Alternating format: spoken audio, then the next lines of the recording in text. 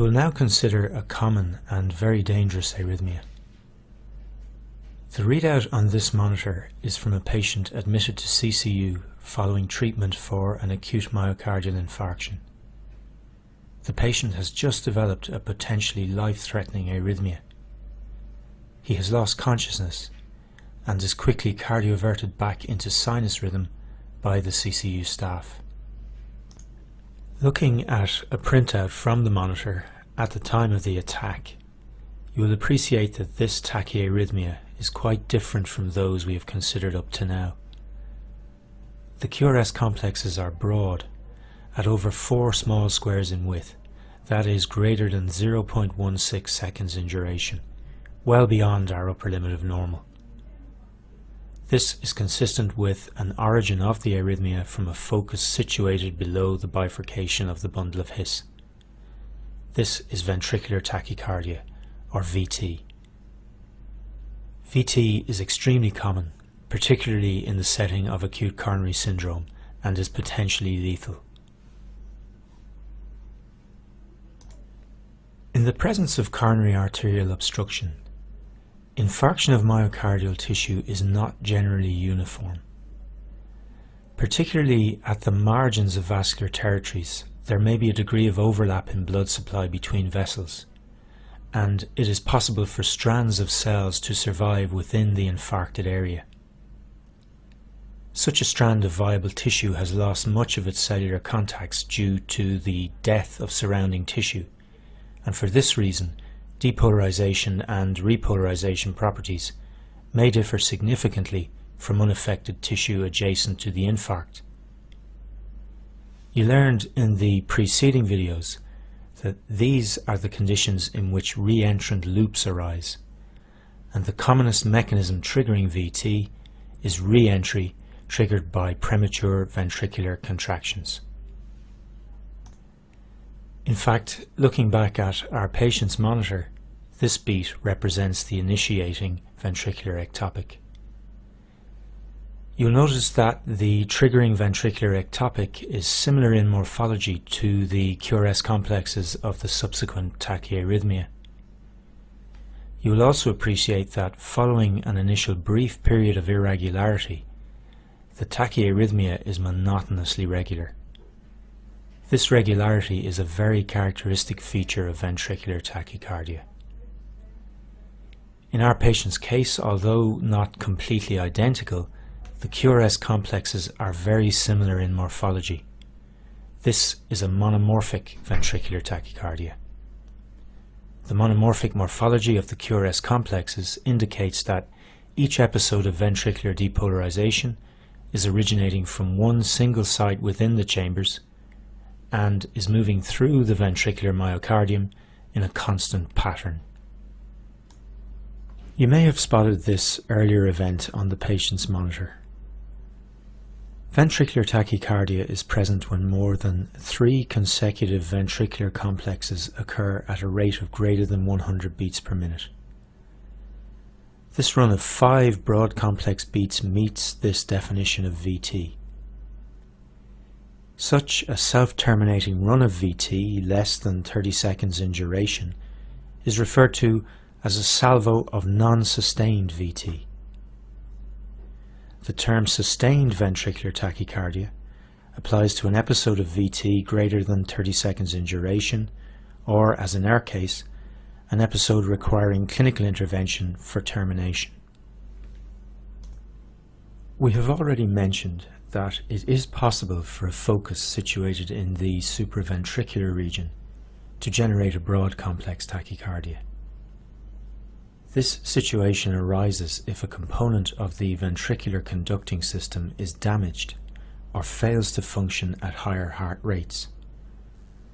Distinguishing such a broad complex tachyarrhythmia from VT is a major challenge, which we will discuss in section 5. There are several features of VT which help us to make this distinction. Far from being detailed, a knowledge of these features will come in very useful. We will now deal with the most important of these features, atrioventricular dissociation. There's an interesting event on our patient's monitor at this point.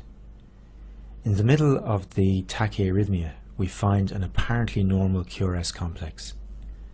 This is a capture beat. The presence of a capture beat is evidence of atrioventricular dissociation. What does this mean, and why is it so important? Depolarization arising from a focus in the ventricle is not generally transmitted into the atria.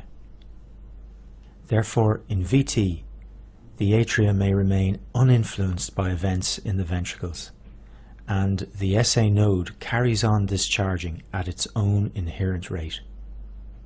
Equally, the SA node discharges have no effect on the ventricles, as the great majority of P waves arriving at the AV node find the conducting system and ventricular muscle mass refractory to depolarization due to the rapid rate of discharge from the abnormal focus. Electrical events in the ventricles and atria are dissociated. The two regions are both doing their own thing, uninfluenced by one another. The presence of a capture beat in the rhythm strip is evidence of AV dissociation because, as illustrated here, it represents a rare P wave which has arrived at the junction at a point in time when the conducting system and ventricles are in a non-refractory state. The SA node discharge therefore depolarizes the ventricles through the normal pathway of the conducting system, generating a QRS complex of normal duration. Recognition of a normal QRS complex in a run of broad complex tachycardia, a capture beat, is strong evidence of AV dissociation. The presence of evidence of AV dissociation is very reassuring in diagnosing a broad complex tachycardia as VT. By definition, if electrical events in the two regions are occurring independent of one another, then ventricular depolarization is not being driven from a supraventricular focus. There are two other features we can look for to establish the presence of AV dissociation: the presence of fusion QRS complexes and dissociated P waves. We've already seen that a fusion QRS complex may arise if the SA node, uninfluenced by events in the ventricles, fires and depolarization is transmitted into the conducting system just as an ectopic ventricular focus discharges. The fusion QRS complex generated will demonstrate features of both sources of ventricular depolarization.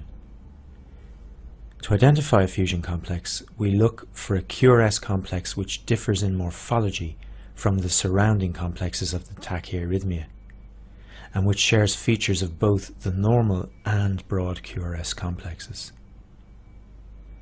Like the complexes of the tachycardia, a fusion beat is bizarre in morphology, but bizarre in a different way. Although not obvious in our patient, with experience it is possible in many cases to identify P-wave activity fused with the components of the broad complex tachycardia of VT. When identifiable, as in the example shown here, the P-waves bear no fixed relationship to the QRS complexes. This is strong evidence of AV dissociation. The atria and ventricles are depolarizing independently of one another. There are situations in which a supraventricular focus can generate a broad complex tachycardia with AV dissociation, but these situations are rare. In practice, evidence of AV dissociation in a broad complex tachycardia strongly favors a diagnosis of VT. Evidence of AV dissociation is detectable in approximately 50% of cases of ventricular tachycardia. There are many other features which help in the diagnosis of this arrhythmia, and we will discuss some of these in the quiz section and expand on this in section 5. Our patient experienced a run of sustained VT at approximately 150 beats per minute. The rate observed in VT is variable, but most commonly runs between 140 and 200 beats per minute. The high rates achieved in this arrhythmia and impaired ventricular filling are part of the reason why it is so dangerous. However, the highly abnormal pattern of ventricular depolarization is also a major contributor to cardiovascular instability in this arrhythmia. A highly deranged pattern of ventricular depolarization may result in an equally deranged pattern of ventricular myocardial contraction with loss of cardiac output.